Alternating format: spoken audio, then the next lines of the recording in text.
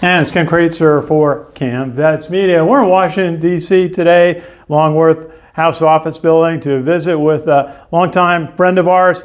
That is Congressman George Latimer, elected this year to represent the 16th District, covering Westchester, my home in White Plains. And after service, about 7 years as Westchester County Executive, and before that, legislative experience in Albany and in Westchester. George, congratulations. Great to see you here in Washington. Ken, it's nice to have you down here and to see you in yet a different context. We've done interviews in so many different venues, White Plains High School gym, and in various other offices behind the microphone of the lamented lost WVOX radio. So here we are now in Washington, D.C.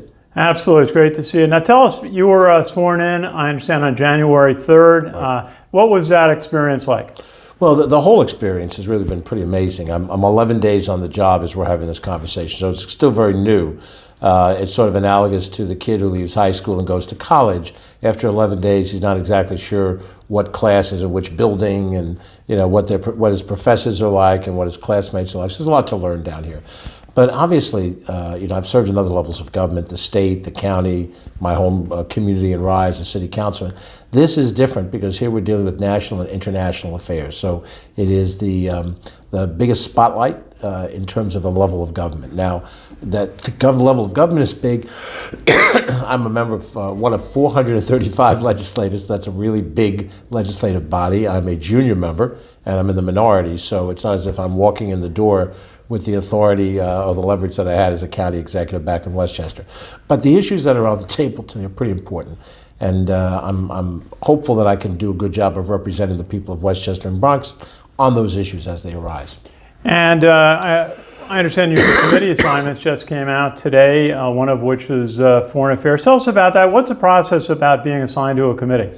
Well, it goes in order of seniority. So when you are a freshman, you get what's left over. A person who's on a committee gets the right to stay on the committee. When someone leaves, either by retirement or they lose their seat, someone who is more junior gets to move up. And when that whole winnowing out process is done, then all of the newbies have the opportunity to get two committees assigned to them. And, you make a request, but leadership really has to look at where the vacancies are and where they think you might best fill them. So I'm very happy that I have the two that I have, Foreign Affairs and Small Business. They are both, in my way of thinking, more bipartisan committees than some other ones are. On Foreign Affairs, we try to have more of an agreement between both sides of the aisle. It's not there on some things, but on many things it is.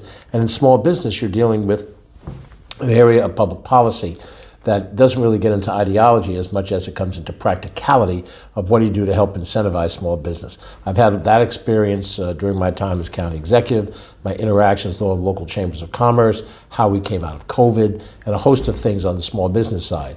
On the other side of the equation, foreign affairs, I've had no foreign affairs experience that relates to the state legislature or the county government, so this is an area of growth. And I will be involved in issues that relate to Latin America, Asia, the Middle East, and it should be pretty exciting, pretty fascinating.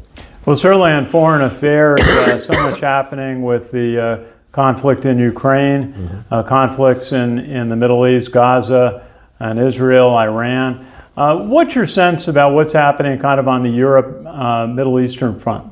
Well, the first thing to look at is we are, as Americans, are living in a democracy, a republic, and we should be in the business of supporting other democracies worldwide.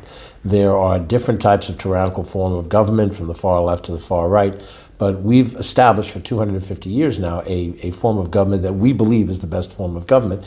And our allies, and they primarily exist in Western Europe, Japan, and a number of other spots around the world, but not many, are the ones that really are allies of us in trying to advance the rights of individuals as opposed to the all-powerful state.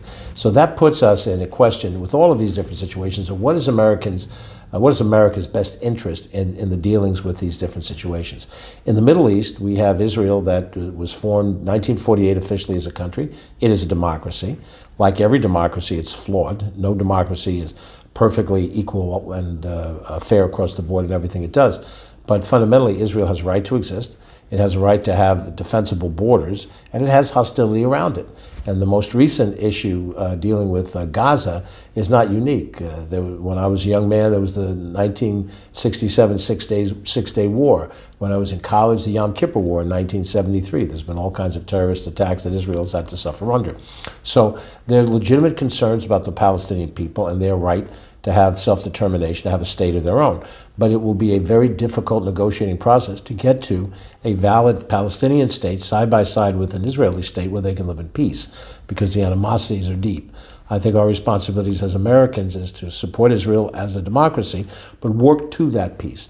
Try to get players at the table to negotiate out the differences. Very, very hard to do. And in light of the October 7th terrorist attack, we made a big step backwards, because it triggered a war. And within that war, there's loss of life, and there's a great degree of animosity that has deepened between Israel and between the Hamas control of Gaza, and by extension with Palestine. So it's going to be a very difficult environment. I think that America fundamentally wants the fighting to stop, but you can't see the fighting stop unless there's a certain amount of justice and fairness. And Hamas is holding hostages, and it's been my position that you can't expect to have a ceasefire unless hostages are returned. Hostages shouldn't have been taken in the first place, and they should be returned. And that is a fundamental part of the next step of the process. Hostages get returned, hostilities cease, there's humanitarian aid, and then people, ideally, get to the table to start to negotiate out their differences. On the Pacific front, I had a chance to go out to a U.S. Army conference in Hawaii last year, and there were representatives of 30 different countries there. And the talk was about being allies with the United States and working as a team. You got potential problem areas certainly with Taiwan. Mm-hmm. China is talking about a military action in a couple of years. And then you've got North Korea. When Jack McGurk and I did reports on WVOX every week, it seemed like there was North Korean missile tests that was conducted. And thank goodness none of those tests hit Japan or South Korea. Right. What's your thought on the Pacific? The military, especially the Navy, says they need more support. Well, I think we need to support the expansion of our military operations, naval in all parts of the world, and certainly in Asia as well. We've devoted less attention to Asia than we should. It's an important area. The population base in East Asia and South Asia are tremendous. And certainly China is an immense power and a rising power. And you could project down the line, perhaps longer than my time on this planet, that the interests of China and the interests of the United States would be at direct loggerheads. We're in competition and some degree of conflict today, but that could turn much more profound in the days to come. We have in Taiwan a country that has been allied with us. China views Taiwan as a province that's broken away from their country, and they believe at some point in time they want to reunite it. You may remember Saddam Hussein felt the same way about Kuwait, that he felt that Kuwait was part of Iraq and could be unified. But the power of the Chinese military is significant, and particularly across the Straits of Formosa, it's a very short distance for China to be able to execute military actions. Taiwan, isn't strong enough to be able to resist that, and we're half a world away. So in that very difficult environment, diplomacy and forbearance is what's at hand. We would like to see freedom continue in Taiwan. They have been partners, even if we don't have a full understanding or recognition of them because of the unique situation that they are in. We have legitimate interests in protecting South Korea and Japan. Mm-hmm. North Korea has proven to be a rogue state, and its leadership has rattled the sword. That's the missile testing and a host of other things. Their economy is in shambles, but their military is significant, and even more important is their nuclear capacity. So it's a very dangerous part of the world. Now, as a member of Congress, I'm not the Secretary of State. I'm certainly not the President of the United States. So we look to the White House and the executive branch in these dealings, in fact, in all of these foreign affairs, that they show a stable mindset. And I think our job in Congress is to have oversight of that process, to understand what's happening there, to be able to comment, support the White House when they're moving in what we consider to be the right direction, and push back if we think they're moving in the wrong direction. But it's a very tricky process, and I have to rely on both the diplomatic and the military leaders of this country to provide us the information necessary to make the decisions that are ahead. And they're going to be tough decisions. There's no way around sugarcoating the potential conflicts that exist.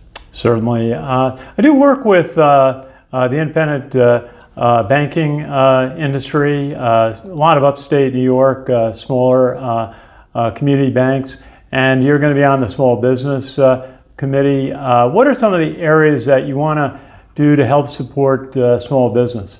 Well, I think the first challenge down here is to understand what is the federal scope, what can we do that would be directly helpful. Many times it's in the area of money, providing grants and access to capital, the ability to access technology. When you have a small business, what you don't have enough of is capital and manpower. You might have an individual with a good idea and knows that there's a market out there for that idea to grow, but it will take, it'll take some watering and some fertilizing in order for the plant to grow. I want to see what types of programs we have now, and as we go through a budget process, what kind of money we have allocated to help small businesses. We oftentimes, and this has been a long-time issue of mine in Westchester County at home, we think of business as being the major corporations, and we are the home to IBM, PepsiCo, MasterCard, Regeneron, sizable businesses. But the growth in the business community of Westchester County in the last number of years has come from small businesses. And as is true as well in the Bronx, many of those businesses are female-headed, minority-headed businesses. They have niche services or products that are consumed by portions of the constituency, and they can be a thriving business. And we want to see that happen. So I have to determine what is it that we have the capabilities of doing in Washington to meet those needs in the local environment.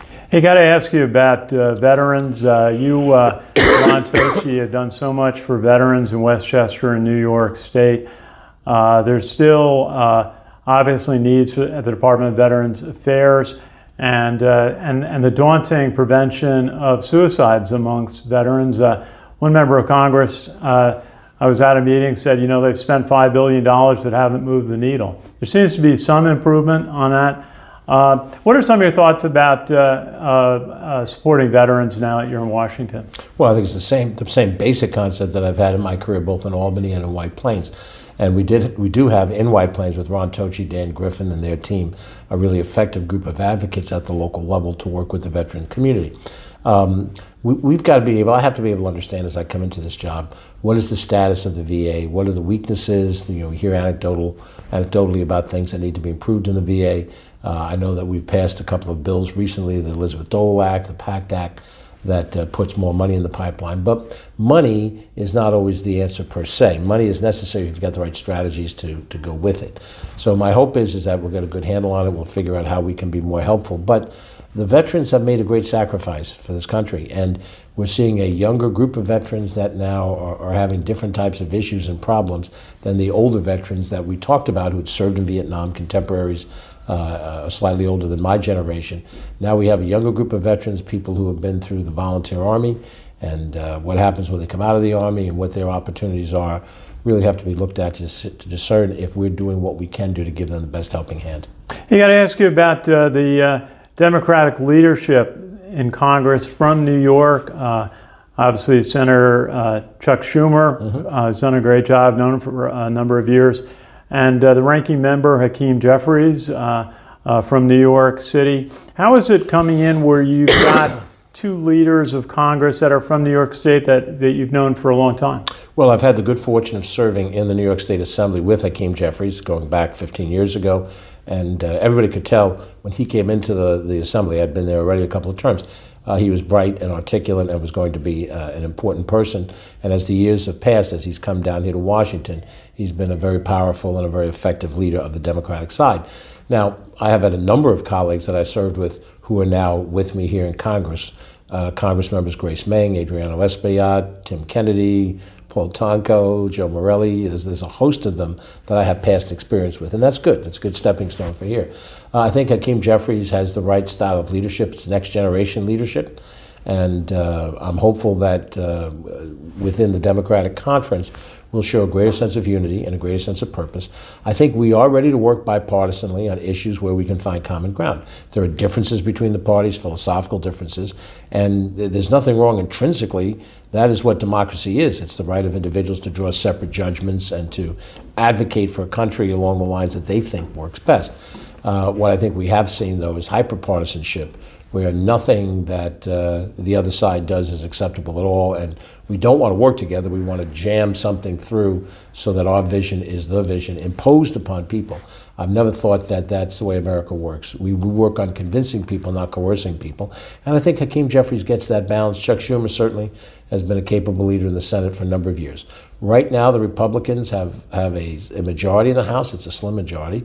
They have a slightly more substantial majority in the Senate, and they have President Donald Trump coming back in. So we'll have to see what that trifecta control will look like on legislation and on funding priorities. Hey, just a final thought for the day on why you wanted to come to Washington. It's certainly a nice capstone on your extraordinary career in service, and you had quite a primary battle. You won the general election, and now we're in Washington, and they're setting up for the inauguration across the way, just going by the Capitol. Say, why did you want to do it? What do you hope to achieve? Well, I'm in a very fortunate situation, Ken, at this stage of my career. I've had a long career.